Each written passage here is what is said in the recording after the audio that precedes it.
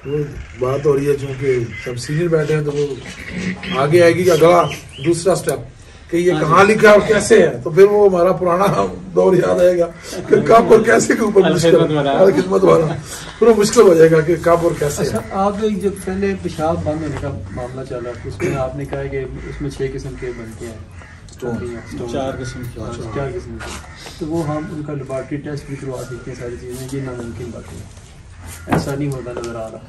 पहली तो बात है ठीक है आप बैठे हैं, करना चाहिए, बैठ जाए, फिर वो पेशाब की कलेक्शन क्या चाहिए, पेशाब से पहले रुका हुआ है। मतलब इसमें जो मैंने जो मोटा एक काम है ना फार्मूला करना, जैसे बड़ी फार्मूला कि इसमें 2 हिस्से हमें देना होता है कैल्शियम, 1 हिस्सा फास्फोरस। अगर ये कम ज़्यादा होगा तो कैल्शियम स्टोन करना शुरू होगा, मतलब कि 2 हिस्से हम रोशन देंगे, एक हिस्सा हम देंगे फास्फोरस ही मंडाएंगे। हमारे यहाँ प्रैक्टिस ये चलती है आमतौर पर बकरी में तो 4 मिलता है, रोशन भी नहीं, फिर वनडे पे काम चला लेते हैं। वो पहले 2 हिस्से फास्फोरस हो गया तो कैल्शियम स्टोन तो बन गया, फिर यहाँ पर फास्फोरस स्टोन बन गई। मतलब कि जो बैलेंस को डाइट ही मतलब आप में से बैलेंस कर लें डाइट को कि 2-1 की रेशो डाल लें कि हमने जो चारा है खुश्क चारा 2 हिस्से देना है और जो कंसनट्रेट्स हैं 1 हिस्सा देना है, तो उससे भी मसला है। अच्छा पता ये जो बीमारियाँ आती हैं ना, मैं अक्सर कहा करता हूँ कि आपका खरगोश भूख से नहीं मरेगा बल्कि खा के मरेगा। तो स्टारवेशंस जो हैं ये इंतहाई ज़रूरी है इंसान के लिए भी और जानवरों के लिए भी। हमने इतने पिंजरे में अगर एक खरगोश को छोड़ा हुआ है और उसको जो खुराक हम दे रहे हैं और उसकी मूवमेंट कितनी है और उसकी डाइजेशन कितनी हो रही है, तो वो नेचर के मुताबिक नहीं हो रही है। सही है, हम कैलकुलेट नहीं कर सकते कि इसको हमने इतना ये दिया इतना ये दिया हजम किया, हाँ दे के हम इतनी जगह पे छोड़ें वो इधर से इधर भागे इधर से इधर भागे, खुद भी वो अपना। तो इसके लिए ज़रूरी ये है कि स्टारवेशंस भी करनी चाहिए, मतलब उनको भूखा छोड़ना चाहिए। जब भूखा छोड़ेंगे तो उनके अंदर जो मौजूद कैल्शियम है या जो कुछ लिपिड्स हैं या कुछ जो चीज़ें भी हैं वो उनका बदन खुद खा जाएगा। जिंदा रहने के लिए एनर्जी तो चाहिए, तो सोर्स ऑफ एनर्जी तो यही चीज़ें हैं। तो जब वो जितना ब्लड सर्कुलेट होता जाएगा वो किसी जगह से कैल्शियम लेगा, किसी जगह से क्या लेगा, ये सारी चीज़ें लेके वो उसको डाइजेस्ट कर लेगा, तो फिर उसके बाद हम मकदार खुराक उसको देते जाएं। तो ये है कि 10-15 दिन तक या महीने में आप उनको स्टारवेशंस दें। ये जो भूखा रखना, ये पूरा दिन भूखा रखना चाहिए? बेशक पूरा दिन रखें, बेशक रखें, पानी दे दें। ये कीटो डाइट जो है, कीटो डाइट के हवाले से आपने सुना होगा, इंसानों पे जो हम करते हैं कीटो डाइट जो करते हैं, तो कीटो डाइट इतनी ज़बरदस्त है कि ये कैंसर पेशेंट को मतलब है कि अटैक कर देती है।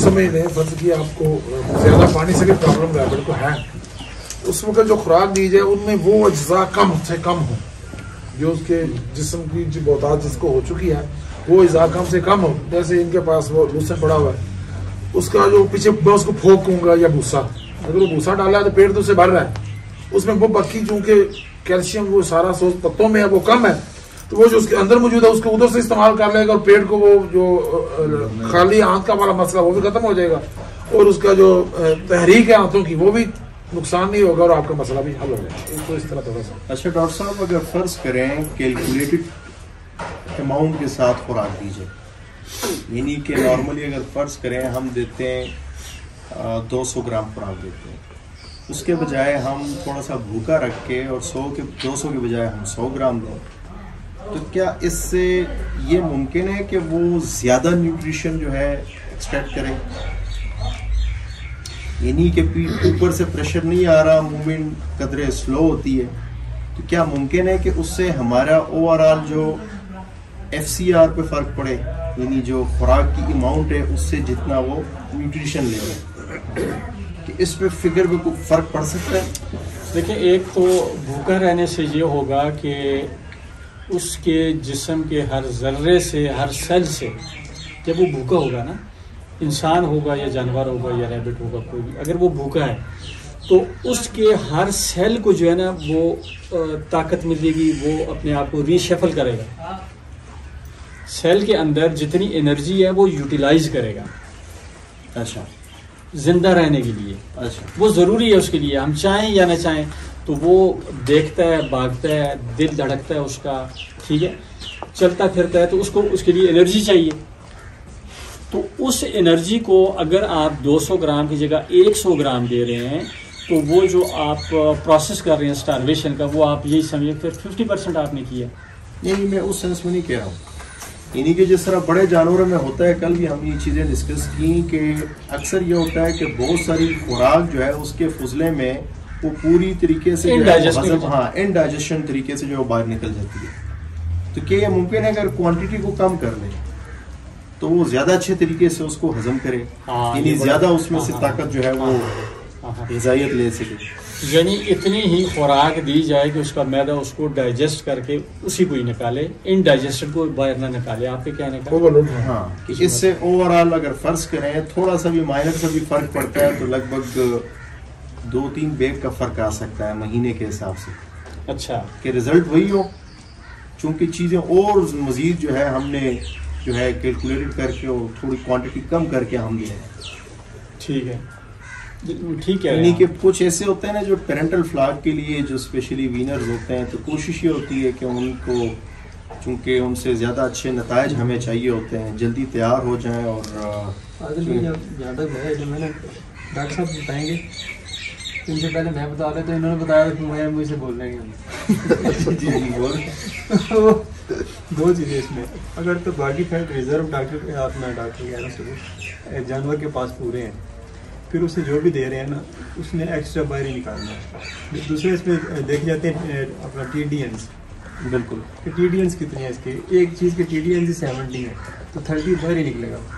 हम जो मर्जी कर रहे हैं, स्टारवेशन कर रहे हैं, जो मर्जी कर रहे हैं, तो वजन खुद बनाना है। हाँ, तो अगर हम चाहते हैं कि ज़्यादा वो दूध हजम चीज़ उसकी होगी, FCR बढ़े, तो TDNs चेक करें चीज़ों में, वो चीज़ें शामिल करें जिनके TDNs ज़्यादा है, तो इस तरह ज़्यादा वो कंज्यूम TDN भी बताना क्या होता है। थोड़ा सा सवाल से सवाल निकले जा रहे हैं, TDN माशाल्लाह से हसन में भी फीड भी बना रहे हैं। तो ये हमें भी थोड़ा सा बताएं कि ये TDN को कैसे इंक्रीज या डिक्रीज किया जाता है फीड में, और कैसे ये कैलकुलेट करते हैं, और कैसे मतलब देखिए TDNs वेजिटेबल न्यूट्रिएंट्स आपके हजम शुदा होते हैं। क्लास चल रही है, जो आप खुराक देते हैं तो वो आपके बॉडी कंज्यूम कर लेती है, बाकी एक्स्ट्रा बाहर निकल जाती है। आप फीड में अमूमन यूरिया इस्तेमाल होता है जिससे आप कहने की डाइजेस्टिबिलिटी बढ़ती है जानवरों की, बड़े जानवरों की, क्योंकि उनमें ज़्यादा सब्ज़ चीज़ें हम देते हैं, उनमें मेथीन का बहुत ज़्यादा कहने के अमल करना पड़ता है। इस तरह हम इन जानवरों में ड्राई मैटर पे रहते हैं, तो हम देख रहे हैं इन जानवरों के हिसाब से, ये तो आप सब चारा दे रहे हैं, चलें मजबूरी की हालत में, तो उसमें तो फिर आप यही कहने कि जो उनके फीसेज है उसमें हम कैलकुलेट ही नहीं कर सकते कि TDNs कितने बाहर आ गए। TDN की ये यार, व्हाट इज TDN यार? TDN stand for what? Total digestible nutrients. Okay. इसमें जो सीकोट्रॉप्स आपकी आ रही है वो आपको हो सकता है कि सीकोट्रॉप्स नज़र आ रही हैं लेकिन हो ना, क्योंकि आप उन्हें ड्राई मैटर बेसिस पे नहीं रख रहे। आपको पहले तो ड्राई मैटर बेसिस पे आना पड़ेगा 100%, उसके बाद लैब टेस्ट करवाने पड़ेंगे, उसके बाद अपनी फीड टेस्ट करवाना पड़ेगा जो इसमें आ जाएंगे, इनमें TDS हैं कितने।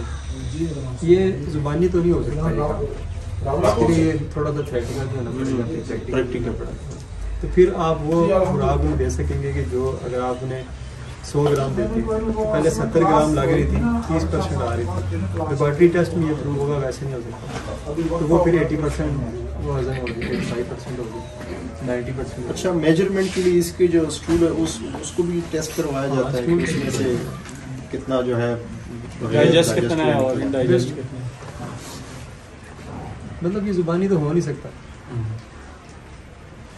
क्योंकि हमारी प्रैक्टिस सेम नहीं है, किसी जगह पे कुछ हो रहा है, किसी जगह पे कोई फीड चलती है, सही है। ये सारी फीड्स हैं गाय भैंस में, खरगोश के लिए कुछ स्पेसिफिक तो है नहीं। हाँ, किसी के पास 4% क्या सब, किसी के पास दूसरा है, किसी के पास ड्राई मैटर 80%, किसी के पास 50% है। अच्छा, अगर ये डिस्कशन की जाए खरगोश के हवाले से, cage rabbit versus open rabbit, इतनी जगह, ये इससे डबल जगह पे मैंने बाउंड लगा दी है, और उनको पोर्शंस में 20-20, 30-30, 40-40 के पोर्शंस में छोड़ दिया। ये इधर नहीं जा सकते, ये इधर नहीं जा सकते। दरमियान में मैंने कुछ 2-2.5 फुट का गैप छोड़ के बीच में ये सैंड नहीं होती, ये डाल दी ताकि यहाँ से इन्फेक्शन खुद न जाए। तो आप क्या कहते हैं इस बारे में? केज आया बेहतर है? नहीं, बात आपकी बहुत अच्छा, बहुत ही ज़बरदस्त किस्म की बात है और ये इसके ऊपर डिस्कशन होनी भी चाहिए। जी जी। केज में हमने उसको जो है ना जी वो कैप्टिविटी में लेके चले गए हैं 2 फीट बाय 1.5 फीट के ऊपर, 1.5 फुट की जगह के ऊपर हमने उसको रख दिया। ठीक है। उसकी मूवमेंट रिस्ट्रिक्ट हो गई, मूवमेंट रिस्ट्रिक्ट हुई तो उसका डाइजेस्टिव सिस्टम सारे चीज़ हो गया, हर चीज़ ही उसकी डाइजेस्टिव सिस्टम उसका रिस्ट्रिक्ट होगा तो उसकी ग्रोथ जो है वो भी रिस्ट्रिक्ट हो जाएगी। तो इसके ऊपर उनको ठीक करने के लिए हम एक्स्ट्रा चीज़ें देना शुरू करें। ग्रोथ रोक रही है, फीड जो है जी जरा हाई प्रोटीन का कर दो जी जरा फीड। सो बड़ा फ़र्क है इसके और ऊपर के अंदर। अब जब आप ऊपर में जाते हैं तो वो नेचर के बहुत बहुत क्लोज हो जाता है। रैबिट चाहे वो इम्पोर्टेड है चाहे वो देसी है, वो है तो रैबिट बेसिकली। आप कभी उसको केज रैबिट को ओपन रैबिट में छोड़ के, ओपन प्लेस पे छोड़ के देखें, वो फौरन अपने पंजे मार के उसके खड्डा खोदने की कोशिश करेगा। ये इसकी नेचर है। जो हमने उसको बंद कर दिया, रोक दिया उसको, इस काम से रोक दिया, तो उसको हमें डेफिनेटली वो जगह देनी चाहिए। अब उसके अंदर थोड़ा सा ड्रॉबैक ये है कि जो देसी रैबिट है वो कुदरती तौर पे ही इसके ऊपर चलता रहता है हर वक्त और भागता दौड़ता रहता है, तो उसको इस किस्म के इश्यूज नहीं आते कि उसको फंगल अटैक आ गया, ठीक है जी, उसको डायरियल अटैक आ गया या उसको कोई और इस किस्म के इश्यूज आ गए जो केज रैबिट को आ जाते हैं। केज रैबिट का सबसे बड़ा इशू आता है जी फंगल अटैक का। क्यों? उसके पास जगह बहुत लिमिटेड सी है और केज की वायर्स हैं या पट्टे हैं या कुछ भी है, उस पर जो यूरिन लगता है तो उसके पैरों में लगता है, उससे वो उसको ऊपर में जब वो जाता है उसके बाद खुली स्पेस होती है, वो जहाँ पे यूरिन गिराता है वो वहाँ पे उसका पाँव नहीं लगता, और जब दोबारा पे उस जगह पे आगे वो पाँव लगाता है उस वक्त तक वो ड्राई हो चुका था और एब्जॉर्ब हो चुका था जमीन के अंदर, तो उसके अंदर से वो इफेक्ट्स नहीं आते। जी जी। अब हमने इसके साथ हमने अगर खुद रखना है अपने पास, और रखना भी उसको हमने कवर्ड एनवायरनमेंट्स में, कंट्रोल एनवायरनमेंट्स में, कि यार हमने उससे जो प्रोडक्शन लेनी है वो कंट्रोल प्रोडक्शन हो। अदरवाइज तो कॉलोनी सिस्टम में, ये खुले सिस्टम में तो हमें पता नहीं चलता कि किसके साथ मीटिंग की और कब मीटिंग की और कितने बच्चे आएंगे कितने नहीं आएंगे, ये चीज़ें हमें पता नहीं चलती। इस चीज़ को चूँकि हमने फार्मिंग करनी है और हमने उसके ऊपर से प्रॉफिट लेने, बेनिफिट लेने हैं, तो हम इस चीज़ को कंट्रोल करते हैं कि यार ये कंट्रोल्ड हो, ख़ास तौर पे जो हमारी प्रोडक्शन के हवाले से, ठीक है जी। तो उसके लिए फिर ये है कि उसके डिफरेंट उसके पोर्शंस बनाए जाएं, ठीक है जी। पहले मैं बात कर लेता हूँ फंगल की, कि जब आपने उसको ला के खुले में छोड़ दिया तो अब उसकी जो ज़मीन है खुले में छोड़ने के दो नुकसान भी हैं कि वो गड्ढे खोदता है और अपने उसमें से बाहर निकल जाता है, वायर्स में से, केज में से, दीवार में से बाहर निकल जाता है। जो सबसे बड़ा इशू है कि जी ये तो जी दीवारें खोखली कर देते हैं, फिर वो जी फसलों को उजाड़ देते हैं, थिंग लाइक दैट। सो उस चीज़ को रोकना है हमें। उस चीज़ को रोकने के लिए क्या करें कि उसको ज़मीन को पहले खोदें, उसके अंदर उसकी ब्रिक लेयरिंग करें, ईंटें लगाएं, नॉर्मल ईंटें लगाएं, दीवारों को भी ईंटों से लगा के उसको खड़ा करें और उसके बाद उसके ऊपर मट्टी से भी ज़्यादा बेहतर रेत डालें, क्योंकि वो बहुत पोरस है और उसके अंदर जो अब्जॉर्प्शन है वो बहुत ज़्यादा है। मट्टी में अब्जॉर्प्शन कम है वो, और उसको हार्ड करके उसको सीमेंट कर देती है और वो उसकी अब्जॉर्प्शन हो जाती है, जिससे उसके यूरिन का ख़ास तौर पे उसके पैरों में लगता है। सो पहले तो उसके बाहर निकलने को हमने बंद कर दिया, अब हमने उसके अंदर रेत डाल दी।